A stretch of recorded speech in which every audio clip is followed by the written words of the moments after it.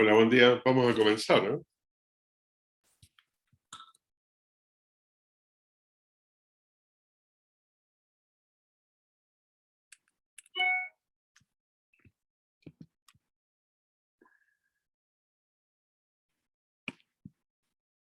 Ok.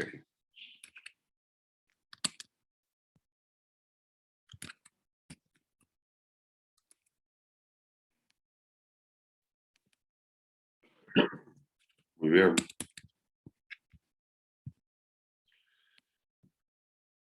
Hoy vamos a comenzar con la con el segundo set de diapositivas que corresponde a las reacciones y a la química de los compuestos aromáticos. Recuerden entonces, ya sabemos qué significa ser un compuesto aromático y en el fondo la química que vamos a aplicar solo se aplica a ese tipo de compuestos, ¿eh? A ningún otro tipo de compuesto que no sea aromático. Me contactó uno de los compañeros, una inquietud que siempre aparece, si acaso hay algún solucionario o algo así de este libro, y bueno, y encontré un solucionario, así que se los estoy compartiendo en este link. En principio, eh, no sé si pueden seguir este link, sería lo ideal.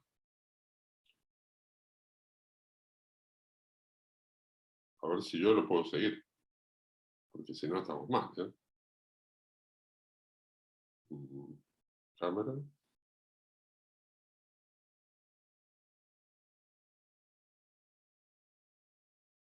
Sí.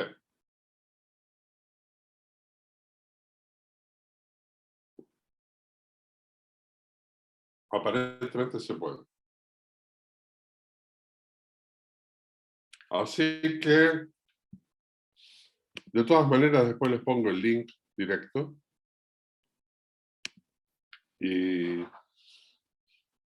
ahí está el libro completo. ¿Por qué lo estoy compartiendo así? Bueno, yo no puedo poner un libro como este entre los links de la universidad, ¿no es cierto? No sería correcto. Entonces. Por eso lo estoy poniendo en un Google Drive. En todo caso, la idea de esto es que ustedes vayan leyendo el libro, enfrentando los diversos problemas que van apareciendo, ¿eh? Y tratando de resolverlos. Y si no le encuentran la vuelta, o me consultan, o miran el libro, o las dos cosas. ¿Okay? Siempre que quieran hacer una consulta, me mandan un mail, y de esa manera hacemos más fluida la cosa. Por favor, no lo hagan a través de Canvas. Canvas es bastante engorroso para responder, y no, es como hablar al teléfono con un tercero entre medio. ¿Ya? Muy bien. Lo que vamos a ver entonces en esta parte es cómo es la química de nuestros compuestos aromáticos. Y para esto lo que nos va a interesar es comprender qué es lo que es una reacción muy común de los aromáticos, que se conoce como la sustitución electrofílica aromática.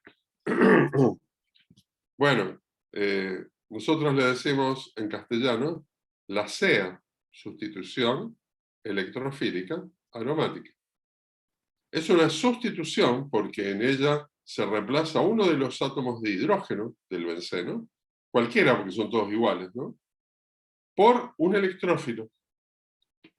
Es electrofílica precisamente porque el ataque a través de un electrófilo y es aromática porque corresponde a este tipo de compuestos.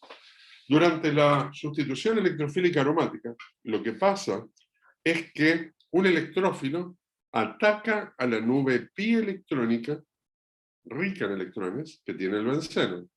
Recordemos que el benceno tiene una estructura de orbitales moleculares cuyas energías son más o menos así.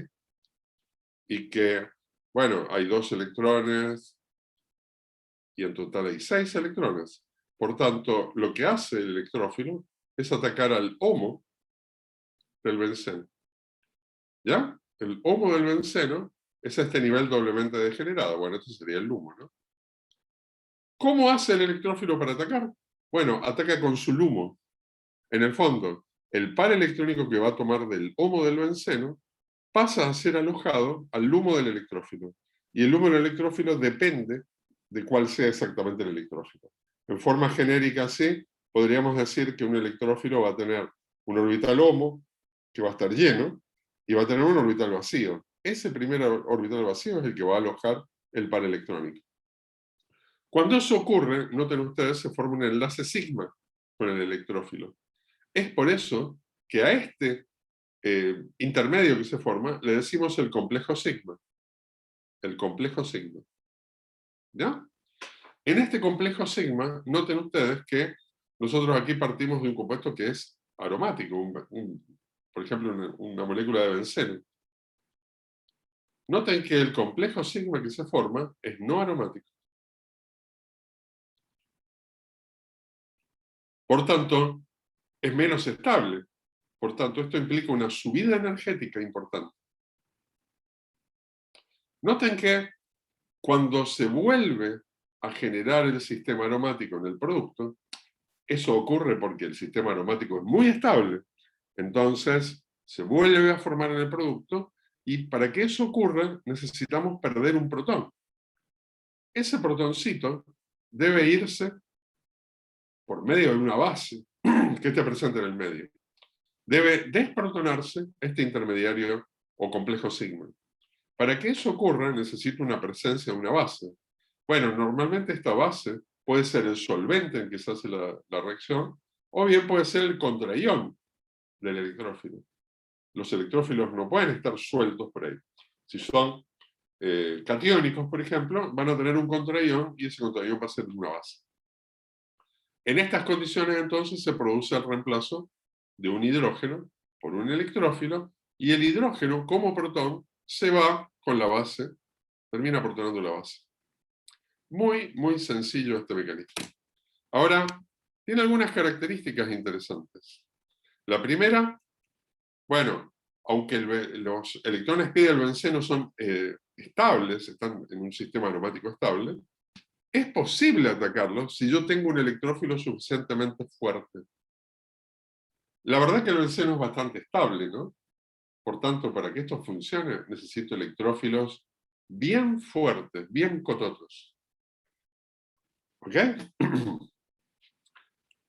Lo segundo, bueno, este complejo que está aquí es no aromático, pero igual está estabilizado por resonancia. Y de hecho, esa estabilización por resonancia es muy importante porque nos da características de la reacción. Después vamos a volver sobre esto.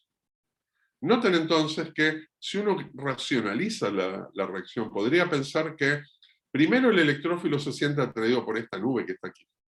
Bueno, por la del otro lado, ¿no? Por una de las dos caras, con igual probabilidad.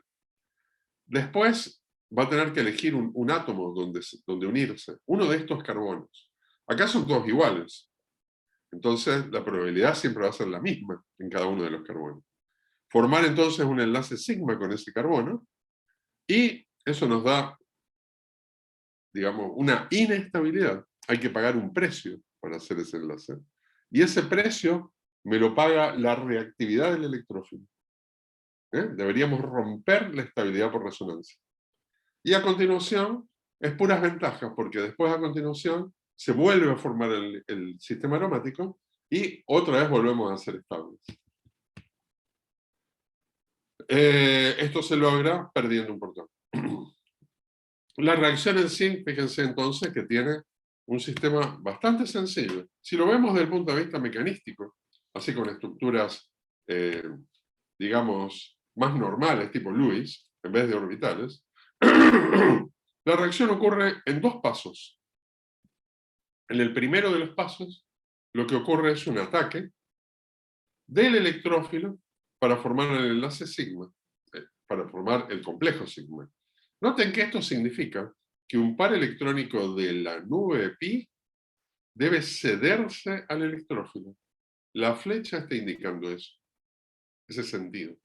Pero si eso es así, yo puedo pensar entonces que este doble enlace de aquí me va a terminar formando el enlace sigma, y que por tanto me va a quedar una carga positiva en el átomo de al lado.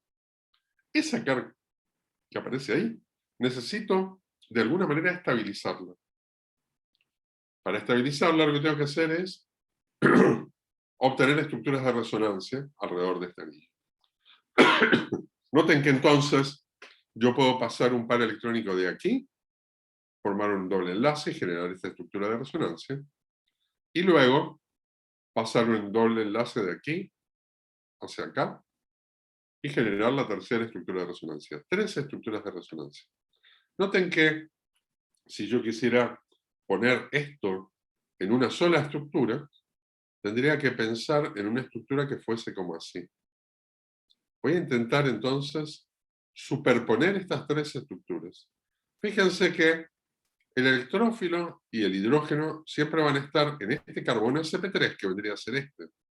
Ese carbono sp3 es lo que hace no aromático a este intermediario.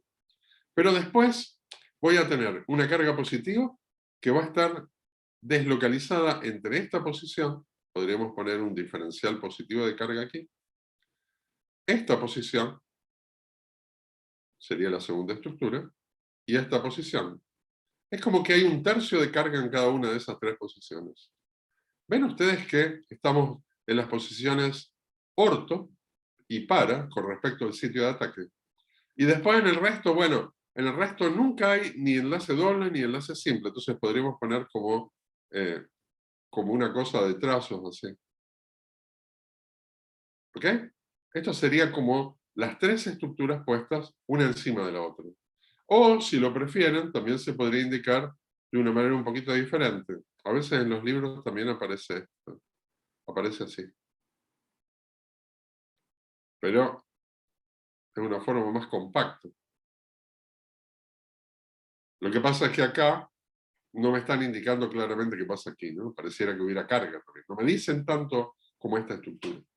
Bueno, una vez que tenemos entonces el intermediario que está aquí, este complejo sigma formado, todo lo que tenemos que hacer ahora para recuperar los 6 electrones en el anillo es que nos ceda su enlace sigma el protón. De esa manera perdemos protón y tenemos de nuevo los 6 electrones aquí en el anillo. Para que eso ocurra necesito una base en medio. Esto no significa que voy a echarle hidróxido de sodio a la reacción. Si hago eso, la reacción muere. Es una base que está presente junto con el electrófilo. Tengo que a la vez tener el electrófilo y la base presente. ¿Estamos claros? Esa base entonces se lleva un protón, regenero el sexteto electrónico aquí y volvemos a la aromática. Muy simple este esquema de mecanismo, este esquema mecanístico. Pues bien, ¿qué pasa si ahora yo hago la bromación del benceno, por ejemplo? Una reacción que parecía muy sencilla, porque como el benceno era un alqueno, pero ¿se acuerdan que aquí lo que va a pasar es que la reacción de adición no nos va a funcionar? Esta reacción de adición no funciona en la práctica.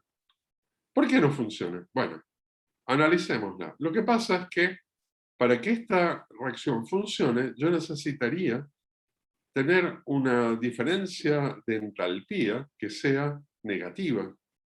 Pero acá no me dan las entalpías para eso. Yo tendría que comparar las entalpías del producto que se obtiene y la de la materia, de los materiales de partida de los cuales parto.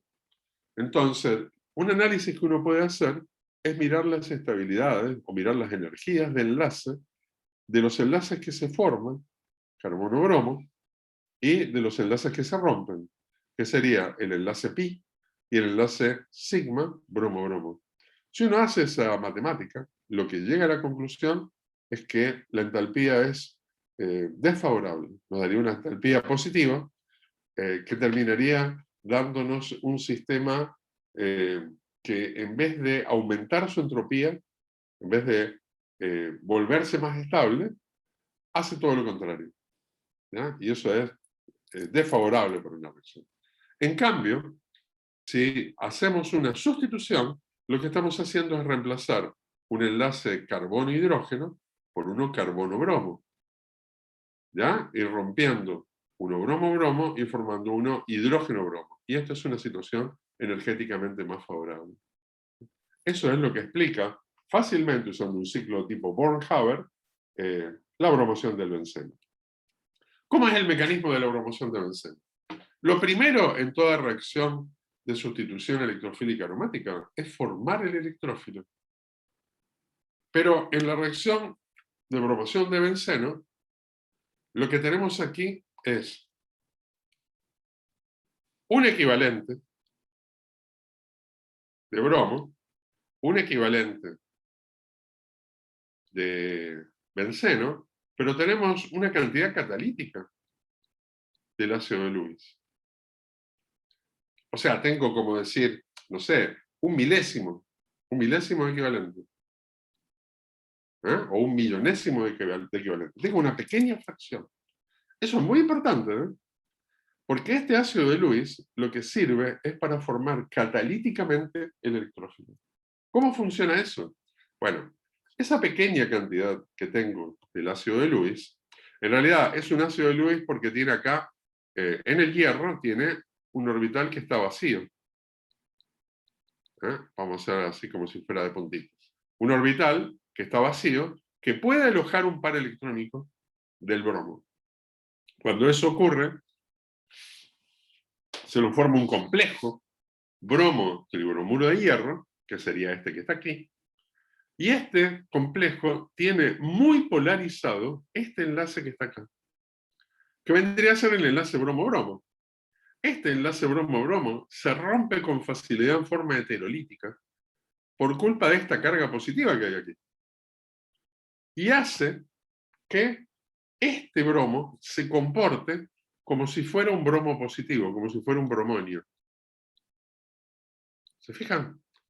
Y todo esto que está acá, bueno, todo esto que está acá nos conduce a un complejo de hierro, que sería el tetrabromoferrato.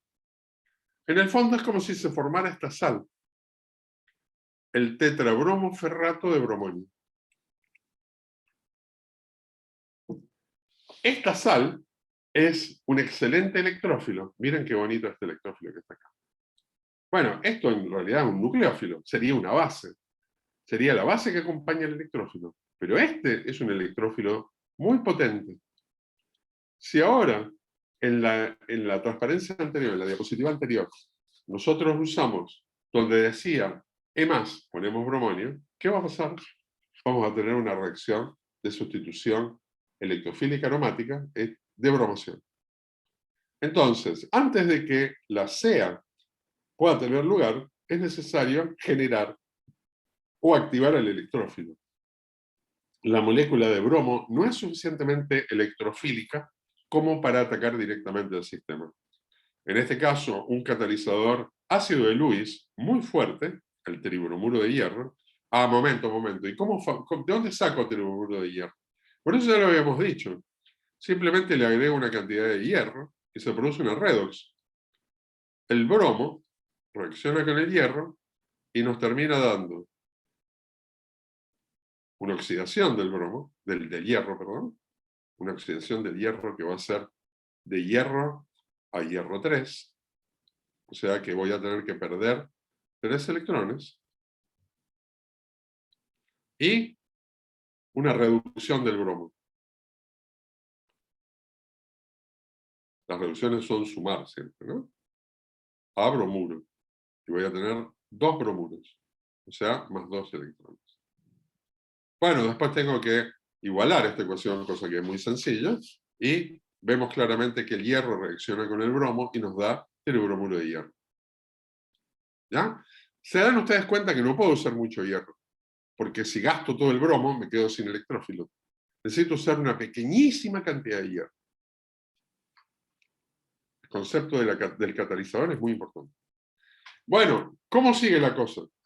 Ahora que tengo mi electrófilo, que vendría a ser esto, o totalmente ionizado, como lo dibujé antes, como si tuviera carga positiva acá y negativa acá, una vez que tengo eso, ataco con el bromo positivo al anillo aromático. Formo el intermediario, el complejo sigma. El complejo sigma nos va a quedar con el contraión, o sea, este catión nos va a quedar con este contraión. ¿Se fijan que esto es como si fuera una sal? ¿Ok? Y A continuación, este anión se va a llevar el protón, este anión vendría a ser la base presente en el medio, se lleva este protón, y lo que ocurre es que al desprotonarse, lo que nos va a dar va a ser como una especie como de esto. Nos va a quedar esto. El protón y el tetrabromoferrato. Bueno, y esto se descompone en bromuro de hidrógeno, o sea, simplemente el protón se lleva uno de estos bromos y recupera el tribromuro de hierro, que vuelve al primer paso, o sea, me vuelvo a la diapositiva anterior. Me vuelvo acá, vuelvo a formar esto y vuelvo a atacar otra vez, y el ciclo continúa y continúa y continúa. Esta reacción funciona de forma magnífica. Es espectacular lo bien que funciona. ¿Ya? Si hacemos un diagrama energético de esta bromación, como ya les decía, los reactantes los podríamos poner por acá, perdón, los reactantes los podríamos poner por acá, y tienen una cierta energía, que sería esta energía que está aquí. Ahora, noten que cuando se producen los productos, estos serían mis reactantes. Estos serían mis productos, que también tienen su energía, que serían estos que están aquí. Y eso tiene que ver, la relación entre ellos tiene que ver con los enlaces que se rompen y forman de los dos lados. Eso lo puedo calcular con las energías de enlace. Muy simple todo. Cosa que ustedes hacen en química física, ¿verdad?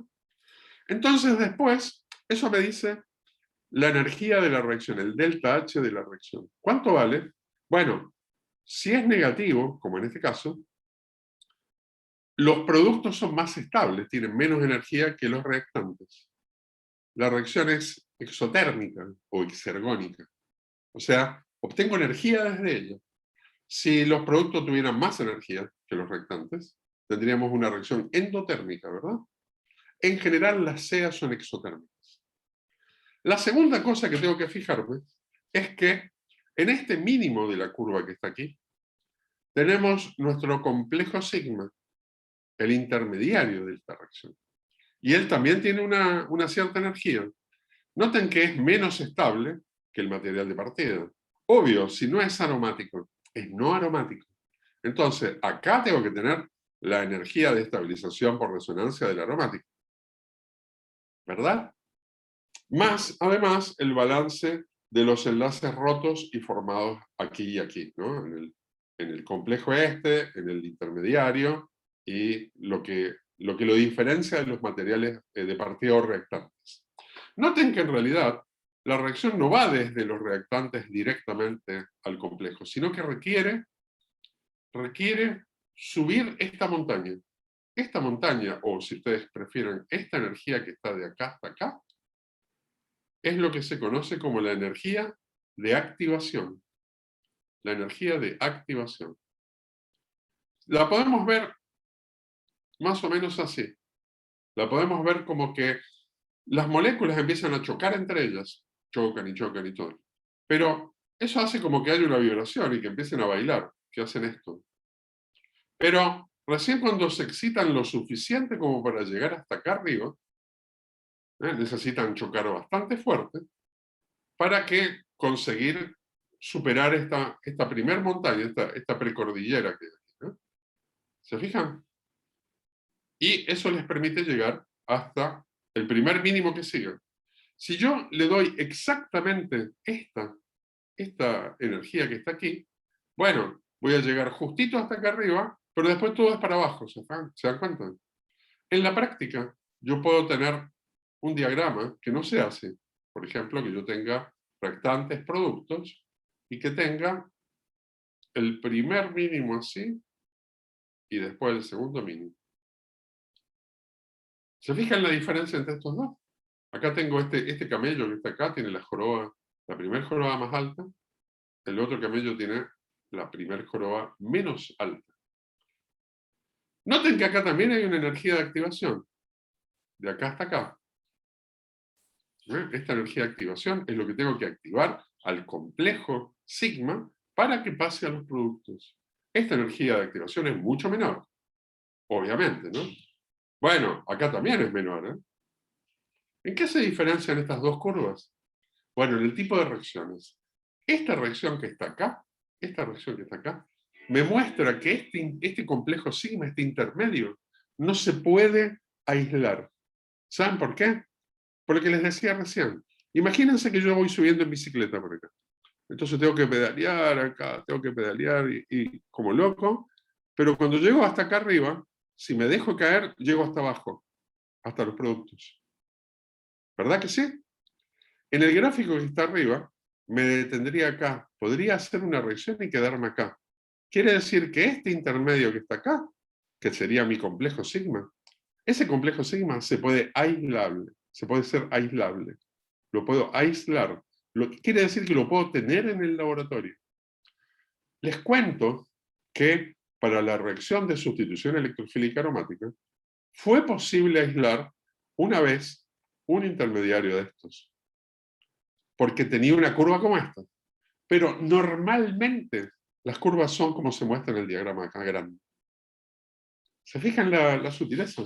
Nosotros vamos a ver una reacción en que estas dos colinas son muy parecidas, prácticamente iguales, podríamos decir que son idénticas, y eso hace que la reacción se haga reversible. ¿Eh? Cuando una reacción es como esta, se dice que el intermediario es parecido o es similar a los productos, es más parecido a los productos que a los reactantes. Cuando es como esta, el intermediario es más parecido a los reactantes que a los productos. En el fondo es como que están en equilibrio por acá y están en equilibrio por acá con más facilidad. Está bueno, ¿no? Bueno, esto son cosas de físico-química, ¿no? Yo solo estoy recordándoselas. ¿Preguntas hasta aquí? Nosotros nos interesan no valores, pero sí poder dibujar en forma cualitativa cómo sería una curva de energía en función de la coordenada de reacción de una reacción de sustitución electrofílica aromática. Eso podría preguntarse, ¿eh? Cloración y iodación. Hasta ahora estamos viendo las halogenaciones, pero bromo es un ejemplo. ¿Qué pasa si uso cloro? ¿Qué pasa si uso yodo? Bueno, en la práctica, la cloración es recontra parecida a la bromación. Lo que pasa es que es más común utilizar tricloruro de aluminio en lugar de tricloruro de hierro. Simplemente porque el tricloruro de hierro es súper hidroscópico. Es complicado manipular o de guardar en el laboratorio. Si yo simplemente activo la reacción echando un poquito de hierro adentro, me da lo mismo que se va a formar in situ. Pero si tengo que agregar una puntita de espátula, el tricloruro de hierro es complicado de guardar sin que se moje en el laboratorio. Es tremendamente higroscópico. Y no se puede secar una vez que se humedeció. El tricloruro de aluminio también, pero es menos delicado. El tricloruro de aluminio si se moja, murió. No sirve más. Pero es menos delicado en todo caso. Los hidratos que forma son tremendamente estables, ¿va? La cloración es más complicada de hacer, porque el cloro es un gas. En cambio, el bromo es un líquido. Por eso los químicos, el cloro no nos gusta mucho usar, porque hay que trabajar con un cilindro en el laboratorio. En cuanto a la iodación, acá una salvedad. Estamos viendo un texto que está en inglés, pero en castellano, yodo se escribe con Y, ¿no? ¿Sí? Y yodación también se escribe con Y. Cuidado, ¿no? Yodación. La yodación requiere algo presente que, digamos, facilite la formación del electrófilo. Porque si bien el ion iodonio se forma más fácilmente, si lo hago directamente desde yodo no es suficientemente reactivo como para atacar al sistema bencenoide. A veces el truco es agregarle un agente oxidante más o menos fuerte, como ácido nítrico en el medio. ¿Ya? Y de esa manera se forma iodonio. Acá dice catión ioduro. No, sería, en inglés sería iodonium.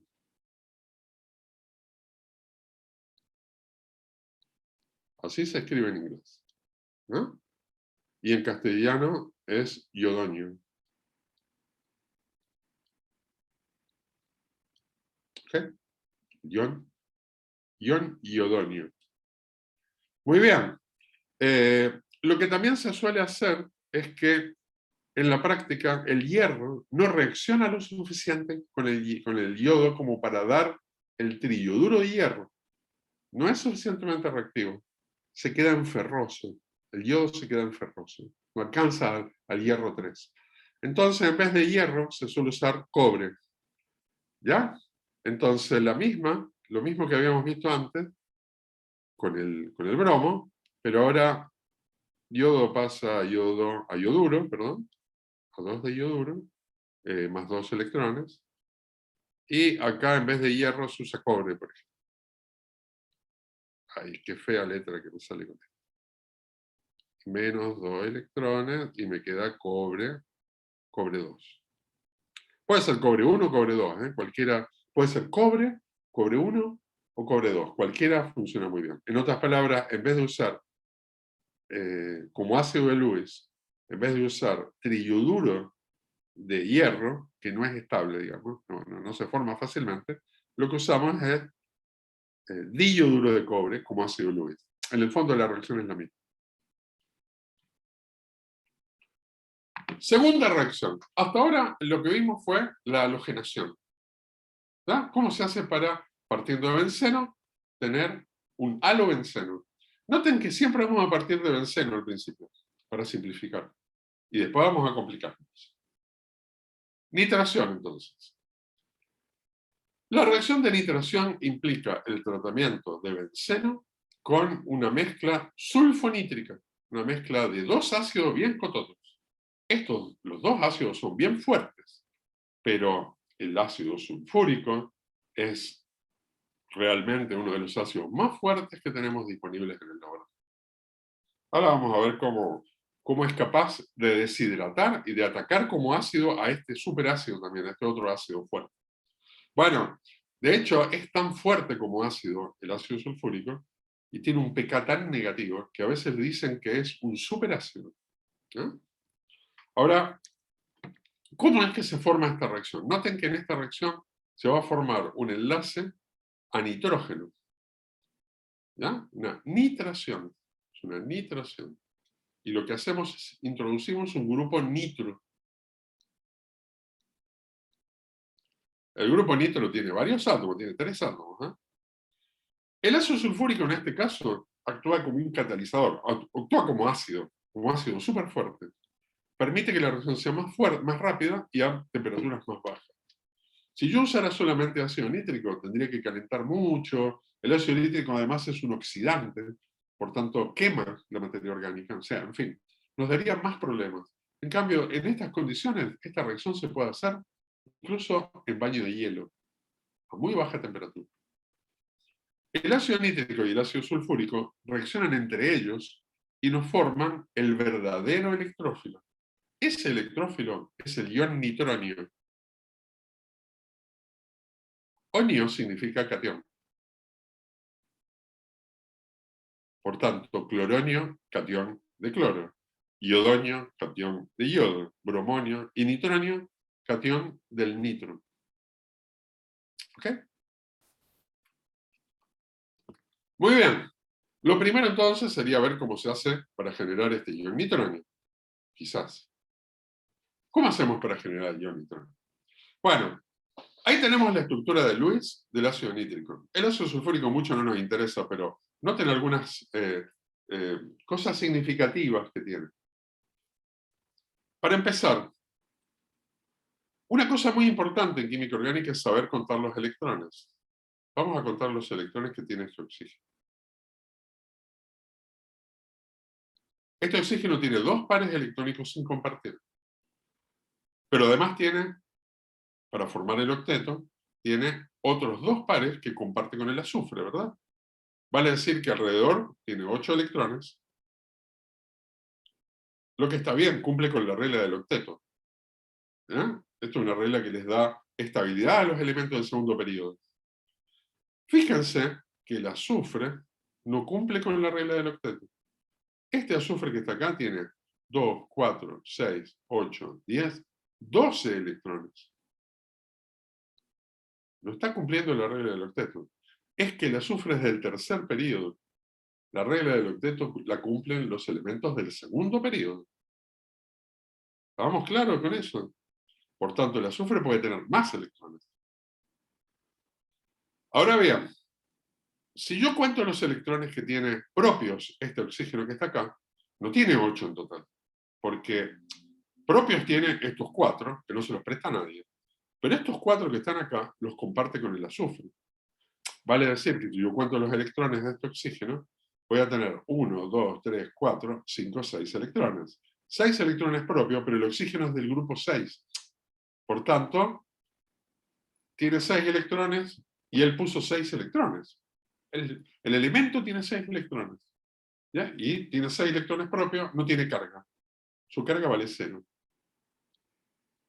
Vale 0 la carga. Bueno, si hago lo mismo con este oxígeno que está acá, ahí tengo 2 pares sin compartir, 2 electrones por acá y 2 electrones por acá. Puedo hacer lo mismo con todos los elementos que forman el ácido sulfúrico, incluso con el azufre, miren. En el azufre tengo 2, 4, 6, 8, 10, 2 electrones, ya lo dijimos antes, pero están todos compartidos, por tanto tiene 6 electrones, 0 carga.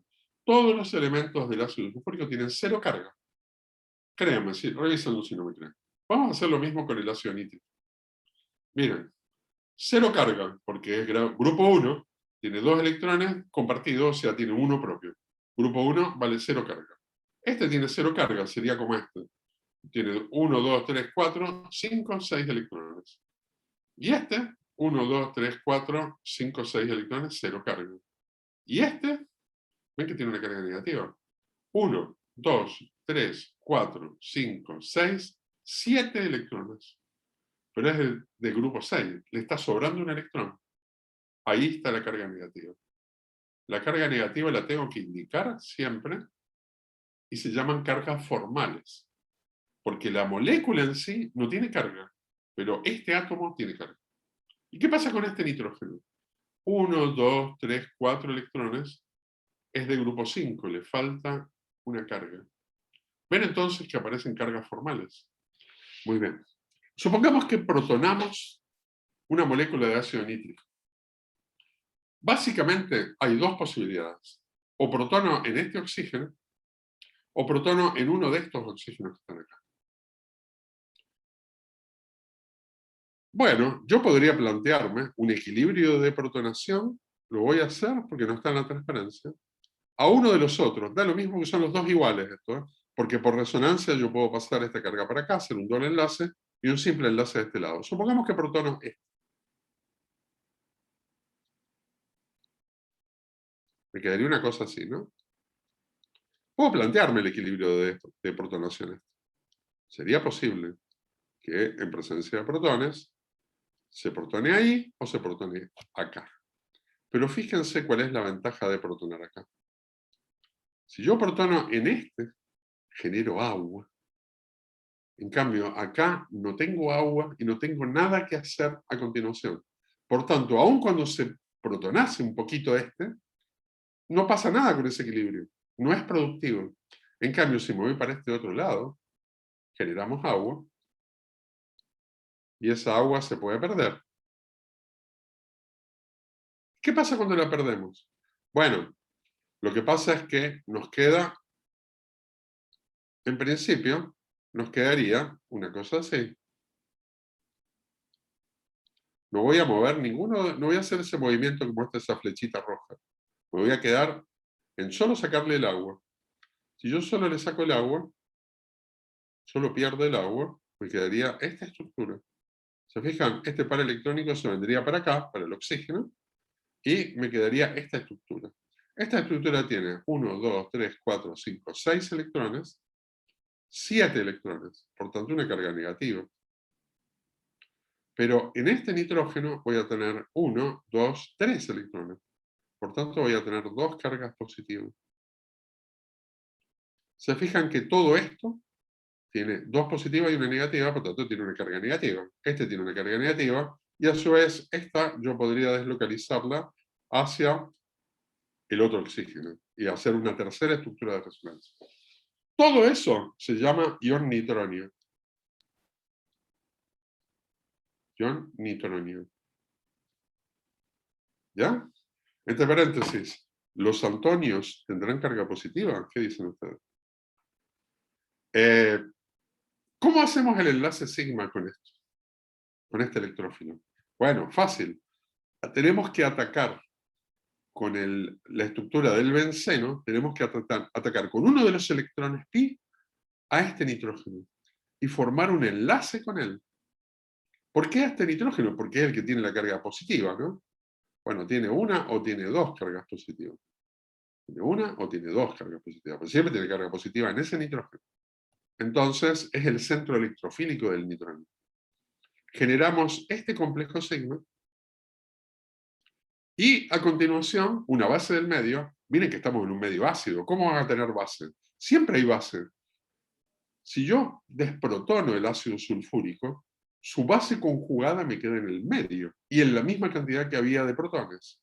Por tanto, la base conjugada del ácido sulfúrico desprotona, nos queda, perdemos aquí ácido sulfúrico, bueno, acá lo tenemos dibujado aparte, la forma protonada, más el nitrobenceno.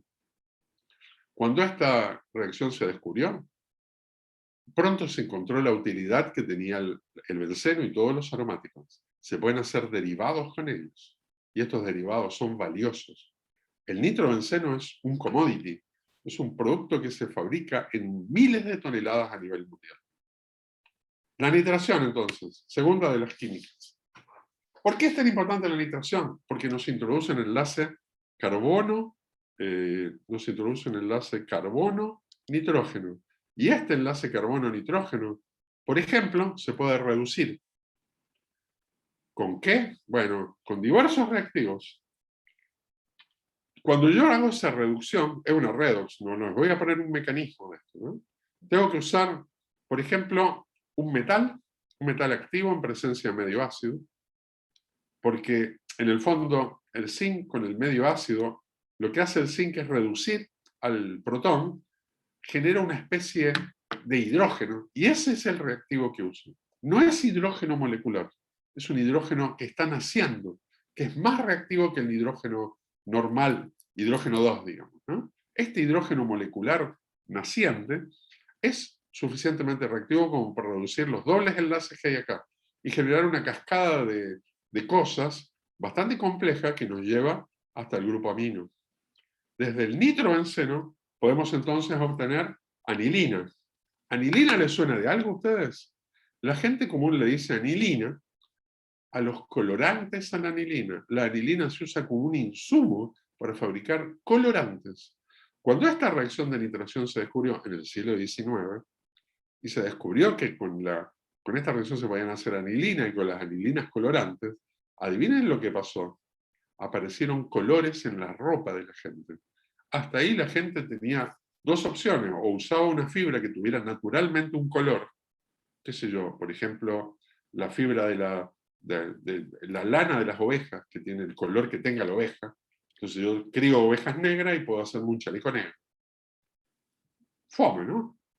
O bien, puedo tener ovejas blancas y usando el colorante adecuado, puedo pintar de verde esa lana, puedo de rojo, del color que yo quiera. De pronto aparecieron montones de distintos colorantes y aparecieron montones de empresas que hacían esos colorantes. Voy a volver después sobre esto. Cualquier metal activo que se pueda reducir funciona aquí. Los más conocidos son zinc, estaño o hierro, pero hay otros, hay otros posibles reductores aquí. También es posible reducir el grupo nitro por una hidrogenación catalítica. No está puesto aquí, pero lo vamos a poner. Por ejemplo, catalizada con paladio o con níquel. Esto es una reacción a presión, una reacción poco controlable. Hay que hacerlo a bastante presión, pero también se logra lo mismo. Esta reacción de hidrogenación es más fácil de hacer en gran escala. Esta es más fácil de hacer en el laboratorio, en pequeña escala. Así entonces, el mejor método que tenemos para introducir un nitrógeno en cualquier forma, por ejemplo un grupo amino, si quiero, dentro de un anillo aromático, es por vía de un grupo nitro. Las anilinas son importantísimas, valiosísimas. Tercera reacción de sustitución electrofílica. Hasta ahora habíamos visto, ¿por qué la tercera? Vimos tres, esta va a ser la tercera, perdón. Vimos dos. La halogenación son todas iguales, bromo, cloro, yodo. La nitración, la sulfonación. La sulfonación se hace con un reactivo que es especial. En realidad, el reactivo que se usa se llama ácido sulfúrico, ácido sulfúrico fumante. Ácido sulfúrico fumante. Bueno, la verdad es que es muy fácil, partiendo de azufre, es muy fácil obtener dióxido de azufre. Simplemente lo quemo y chao. Pero la conversión a trióxido de azufre es bastante difícil. Y la conversión a trióxido de azufre es muy importante porque si yo con trióxido de azufre lo hiciera reaccionar con agua, entonces, ¿qué me daría? Me daría un insumo industrial valiosísimo que es el ácido sulfúrico. El problema es que en la práctica esto tampoco funciona. En la práctica lo que ocurre es que esta es complicada, requiere tecnología, requiere un catalizador. ¿Ya? En una época, el desarrollo industrial de un país se medía por su consumo de ácido sulfúrico. La industria del país, si era capaz de consumir mucho ácido sulfúrico, se decía que era un país desarrollado. Eso fue así hasta mediados del siglo XX, más o menos. ¿No? Ahora no es tan así, ahora los países consumen sulfúrico para varias otras cosas. Pero en una época se usaba para hacer cemento, para hacer petróleo, para hacer sulfonaciones. Resulta ser que si yo encuentro cómo hacer esto, el trióxido de azufre, el trióxido de azufre es un gas. ¿Cómo hago para captarlo y fijarlo? Bueno, lo hago reaccionar con agua. La verdad es que no reacciona bien con agua. Reacciona demasiado violentamente y es tan exotérmica esa reacción que se vuelve a descomponer. Por tanto, esta reacción, esta absorción no funciona muy bien. Pero ¿saben qué? Si yo tengo ácido sulfúrico, puedo absorber trióxido de azufre. Y se forma una disolución de trióxido de azufre en ácido sulfúrico. Esa disolución es lo que se conoce como el famoso ácido sulfúrico fumante. Es una disolución de trióxido de azufre en ácido sulfúrico. El ácido sulfúrico puede tener muchísimo trióxido de azufre, más de 100% del trióxido de azufre, en peso, ¿no? Gramos. Puede tener más de 100 gramos de trióxido de azufre disueltos en 100 gramos de ácido sulfúrico. Entonces, es una disolución de más del 100%. Parece un poco absurdo, pero es real. Esto hace que el ácido sulfúrico tiene un aspecto aceitoso, así parece aceite de cocinar. Es como medio viscoso, ¿ya? Pero por eso los antiguos, los alquimistas, al ácido sulfúrico le decían aceite de vitriolo, porque es aceitoso. Pero si encima le empiezo a disolver trióxido de azufre, se vuelve más espeso, más espeso, más espeso, se vuelve como miel.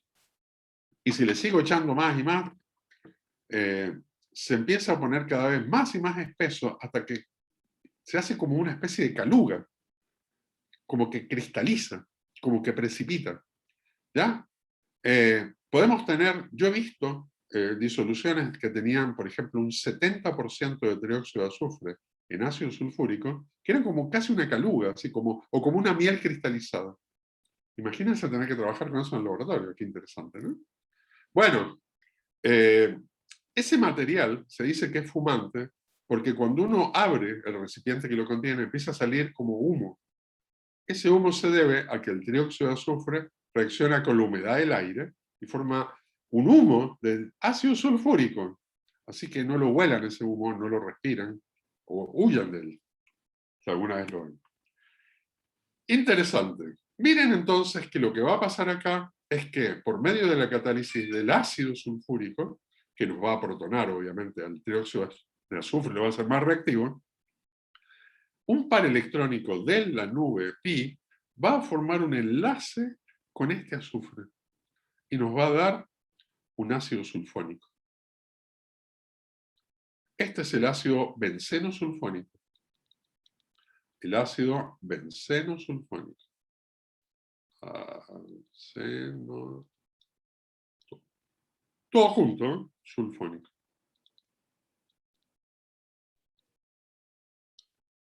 El ácido benceno sulfónico es un pariente del ácido sulfúrico. O sea, es un ácido sulfúrico al que en vez de tener un OH adicional, tiene una cadena carbonada. Hay muchos sulfonatos que se usan para diversas cosas. En farmacia hay N, también en cosmética. Lo más probable es que ustedes hayan lavado los platos con un lavalosa. En los lavalosas es común tener sulfonatos, sales de sulfonato. ¿Por qué? Porque yo puedo hacer una sal aquí, por ejemplo, un sulfonato de sodio, benceno sulfonato de sodio. Y eso es una sal como si fuera sulfato de sodio, pero orgánica. Esa es la gracia que tienen. Entonces tienen una característica de ser inorgánica, con solubilidad en agua, iónicas, pero además tener una cadena carbonada. Si yo le pongo aquí una cadena larga, carbonada, tengo un detergente o un champú. Está bueno, ¿eh? Volvamos a la química. ¿Cómo es el mecanismo de esta reacción? Bueno, el propio trióxido de azufre, fíjense ustedes, tiene un azufre que tiene 2, 4, 6, 8, 10, 12 electrones. Por tanto, ya de por sí es electrofílico. En esta estructura de resonancia por ahí no se ve muy bien, pero yo podría, a ver si puedo escribir, podría dibujar una estructura de resonancia, la voy a hacer por allá, en la que un par electrónico se movió para acá, fíjense ustedes, y no pasó más nada. Pero si hice eso, me apareció una carga en el azufre y una carga en el oxígeno. Los otros oxígenos se mantienen igual. Entonces ahora voy a tener 2, 4, 6, 8, 10 electrones, de los cuales le tocan la mitad, o sea, 5 al azufre. Por tanto, una carga positiva. Y este tiene 7, por tanto tiene una carga negativa. Ven que esto es electrófilo, ¿no? Pero si yo encima lo protono, imagínense que lo protonamos, acá le ponemos un hidrógeno, también se va a hacer más electrofílico, va a quedar como un catión. En cualquiera de los casos, ya sea el dióxido de azufre o la forma protonada, tenemos el ataque del benceno con un par electrónico al azufre para formar un nuevo enlace y un complejo sigma. Ya sea anión o protonado aquí, a lo mismo, ¿no? En cualquier caso, vamos a tener que desprotonar después para generar el anillo aromático. Las sulfonaciones y las nitraciones son reacciones re fáciles de hacer en el laboratorio. Se hacen a bajas temperaturas en todo caso, ¿eh? Como les conté. ¿Ok? El mecanismo es muy sencillo. Ven que el mecanismo es siempre el mismo, ¿no? No son mecanismos separados. Todos son el mismo mecanismo. La reacción de sulfonación es una reacción que tiene esas características que les había contado antes de ser reversible. ¿Por qué pasa eso? Y porque los reactantes y los productos son más o menos de la misma energía. Entonces eso hace que la curva de la reacción en función de la coordenada reacción, en función de la energía, ¿no?, sea bastante simétrica. Entonces es bastante fácil ir para un lado o para el otro según las condiciones en que esté. Me vuelvo para atrás. Si yo tengo alta concentración de ácido y de dióxido de azufre, la reacción va hacia la derecha y me da sulfonatos. Pero si tengo alta concentración de ácido, pero no tengo dióxido de azufre en medio, sino que tengo ácido y agua, lo que va a pasar es que esto va a tender a protonarse para acá, venirse para este lado izquierdo, ¿ya? Y en el fondo protonar el anillo y devolverse en el mecanismo hacia atrás, liberando trióxido de azufre y benceno. En otras palabras, si yo trato en medio ácido, pero acuoso, al sulfonato o al ácido sulfónico, puedo recuperar el anillo bencenoide y el ácido sulfúrico. Esta reacción que les muestro aquí también se usa a nivel industrial en algunos procesos de ácido sulfúrico. ¿Ah? En vez de absorber el trióxido de azufre, en vez de absorberlo con ácido sulfúrico, buscan hacer algo un poco menos ecológicamente complicado usando benceno. Lo que pasa es que el benceno genera otros problemas, porque es un aromático, manipularlo en gran cantidad también es problemático, en fin. Entonces, pero la idea es, el concepto es más o menos este. Vale decir, podemos poner sulfonatos o podemos quitarlos. Está bueno eso, ¿no? Bueno, el mecanismo entonces sería, protonamos donde está el sulfonato, en la misma posición, para generar así un complejo sigma, deslocalizamos y lo que sea, y después perdemos el dióxido de azufre, y de esa manera generamos el anillo bencenoide.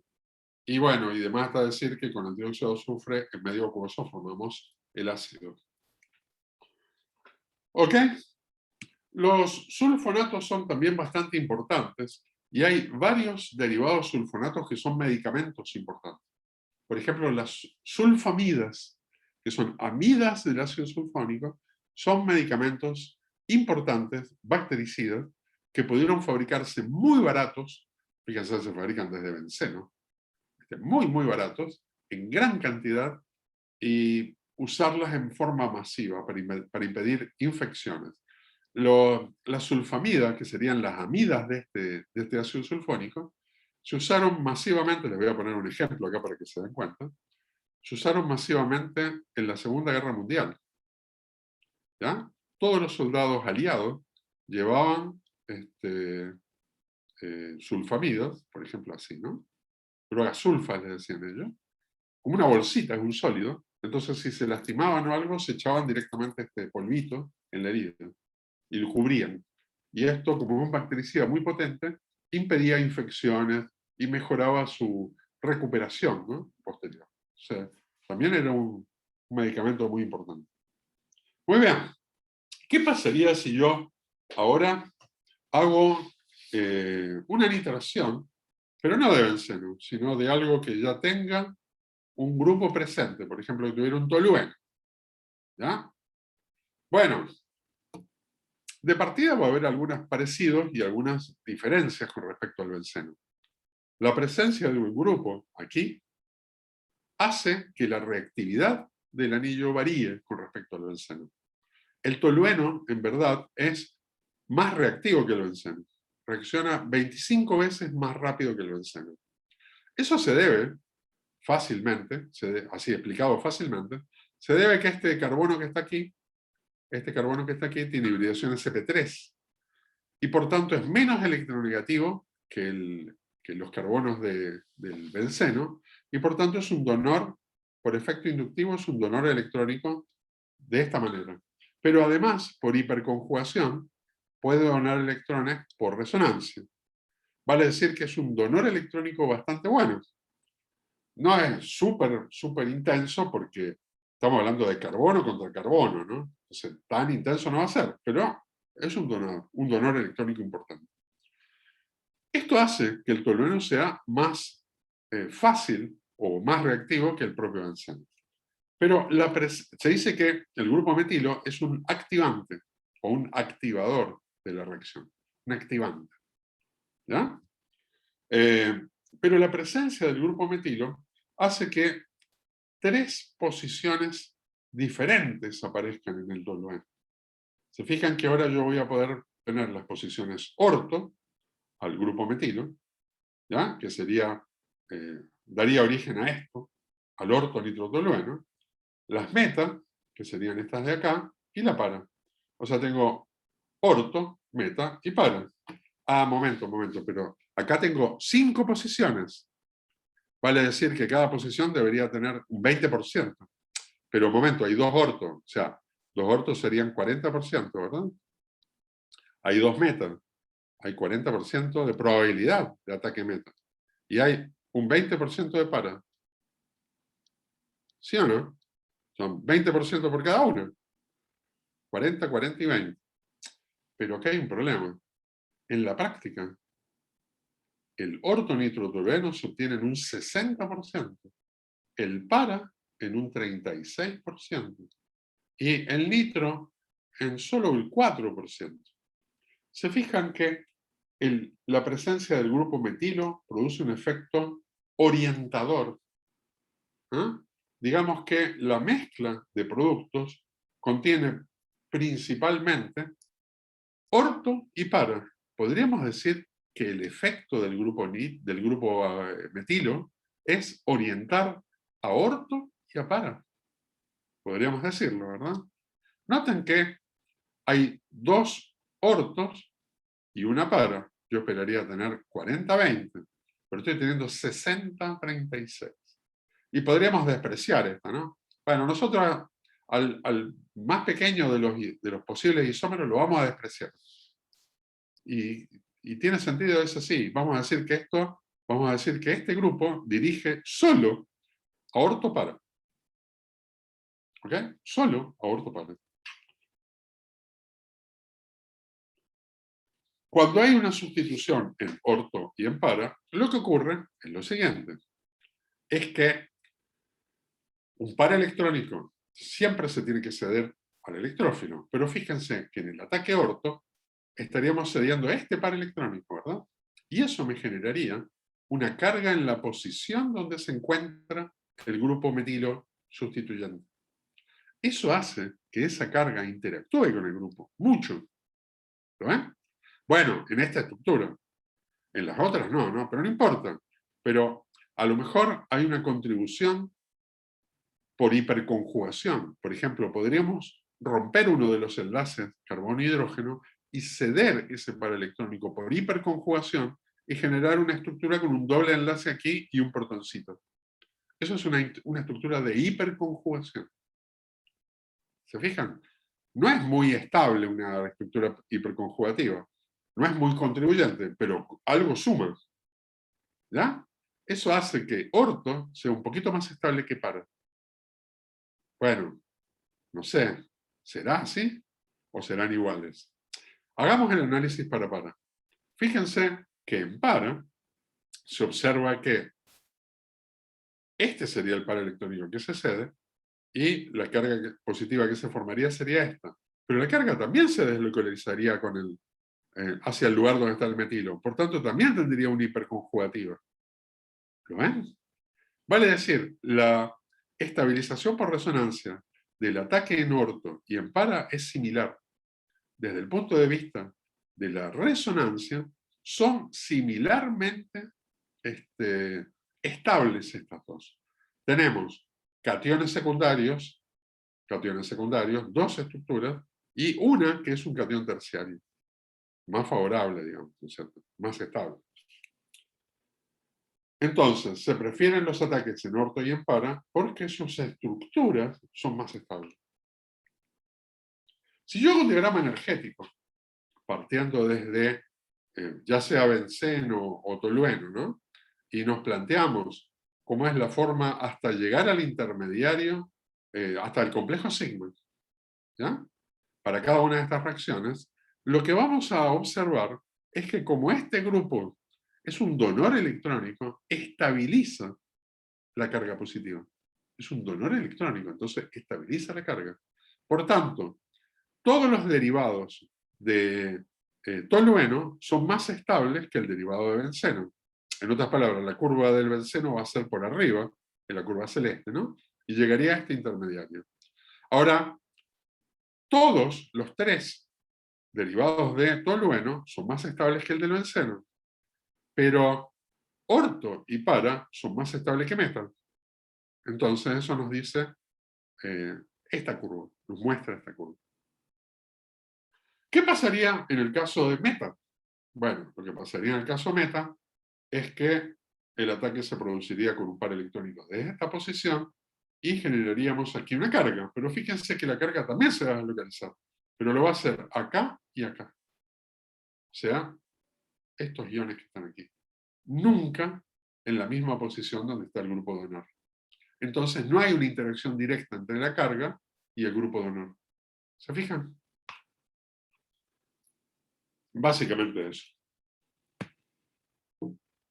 Los grupos alquilos, entonces, siempre van a producir una estabilización cuando el ataque se produce en orto o en para. Miren, por ejemplo, si hacemos una bromación. Por ejemplo, una bromación electrofílica, ¿no? De etilbenceno. ¿Cómo es la distribución de productos? Bueno, como se muestra aquí, principalmente vamos a tener orto, para y meta. Noten qué interesante que la cantidad, la relación de orto a para cambia, no es fija, ¿eh? De una reacción a otra. Eso fue muy interesante y hubo muchos fisicoquímicos que se metieron a estudiar este tipo de cosas, ¿eh? Sacando algunas teorías bien interesantes, ¿no? Noten que en este caso el efecto donor va a ser similar también. También tengo un grupo alquilo que dona carga hacia el anillo y es como que esa carga, esa donación de carga, es como que nos produce diferenciales negativos de carga en estas posiciones. Es muy entre comillas esto que estoy diciendo. No es cierto que se formen cargas, ¿eh? Pero hay más densidad electrónica de carga en estas tres posiciones. Como resultado, son las más favoritas, las más favorables para que ataque el electrófilo. Al electrófilo le va a gustar más unirse en estas posiciones que en la meta. De nuevo, tenemos un efecto director a orto y a para. Y noten que el meta, bueno, es como que casi no se forma menos del 1%. ¿A ver? ¿Qué pasa con otros sustituyentes? Bueno, en principio, todos los sustituyentes que tengan efectos donores electrónicos por resonancia me van a favorecer ataques en orto y en para. Por ejemplo, si tengo un grupo más intensamente donor, mucho más que el metilo, el O-metilo puede donar directamente por resonancia pares electrónicos desde el oxígeno hacia la nube del pi del anillo. Esto hace que, bueno, ataque en orto, se produce una carga en esta posición, pero ahora cuando interactúan, se produce un doble enlace directamente en una estructura. Esta estructura tiene más estabilidad que cualquiera de las otras porque tiene un doble enlace adicional. ¿Se dan cuenta? Tiene un enlace más que las otras. Entonces, esta es una ganadora, siempre. Noten que en orto vamos a seguir teniendo carga acá, después la carga se viene acá, y después se viene acá. ¿Eh? Se viene acá y se viene acá. En para pasa algo parecido. Se forma al lado de donde se produce el ataque, se produce la carga, y esa carga puede deslocalizar ahí, ahí y acá. Y cuando deslocaliza acá, interactúa con este. De nuevo, tengo carga acá y la estructura especial, que es similar a esta en energía. Y por último esta otra. 4 estructuras de resonancia. ¿Ya? Está claro que hay un efecto estabilizador del intermedio complejo sigma en estas dos estructuras. ¿Qué pasa cuando tengo el meta? Bueno, cuando tengo el ataque en meta, la carga se va a producir acá y va a deslocalizar acá y acá, pero nunca en el mismo carbono donde está el grupo. Vale decir que solo voy a tener estas estructuras, pero no voy a tenerla súper favorable. Moraleja, esta estructura es mucho menos estable que las otras anteriores. Ven ustedes que es re fácil darse cuenta de cómo va a ser la distribución de una reacción en función de los grupos presentes en ella. ¿Qué pasaría si ahora queremos hacer en la práctica una bromación de un compuesto que tenga un oxígeno directamente unido al grupo, directamente unido al anillo aromático? Esto es cierto para fenol, o sea, con 1H aquí, o para el éter del fenol, que se llama anisol. ¿No? Este tiene olor a anís, muy, muy rico.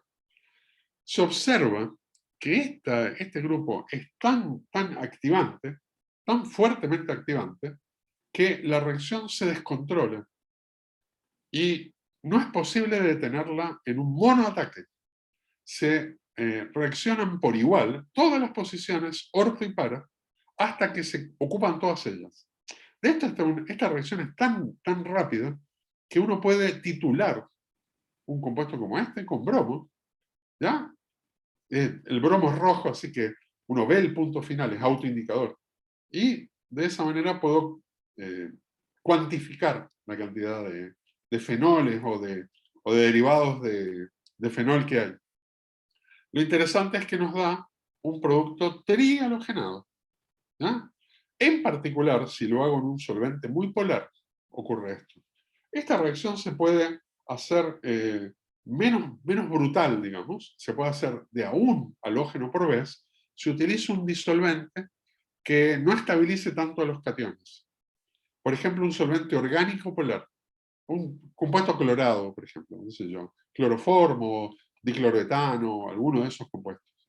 ¿Ya? Si hago la reacción de bromación en uno de esos compuestos, la reacción se calma, se hace menos reactiva.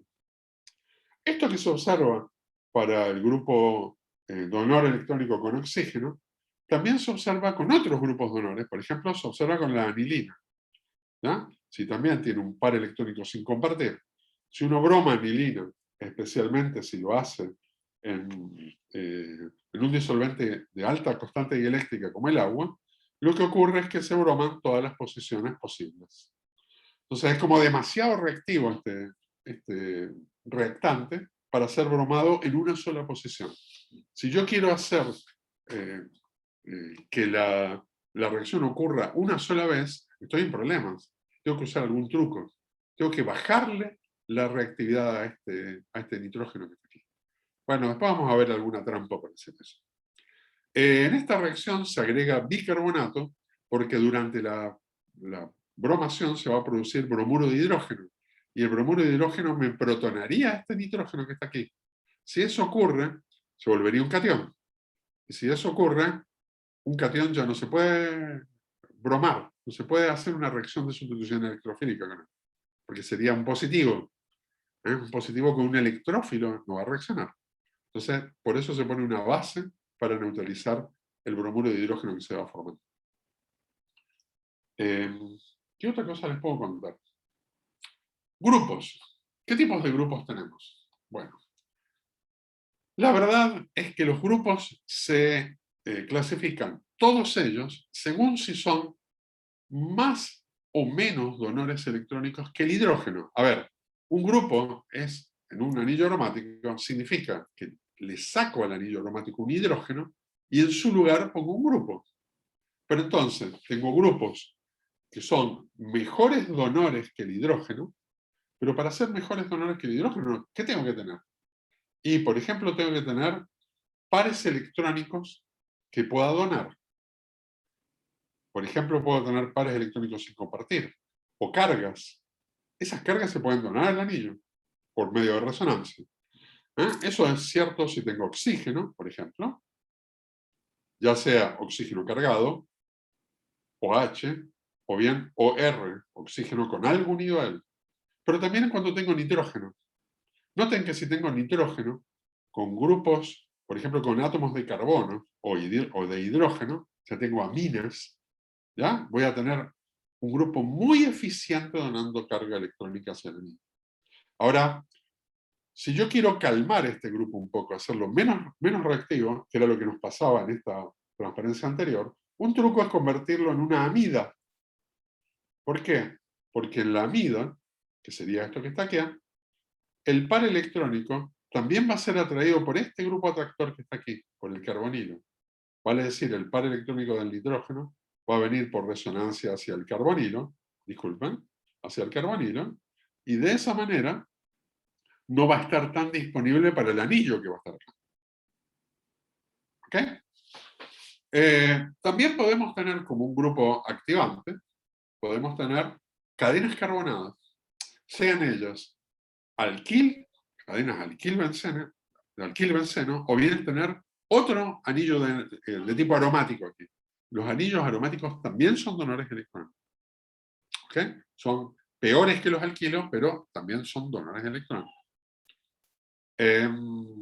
Algunos ejemplos, incluyendo estas funciones, serían de compuestos reales, serían estos que están acá.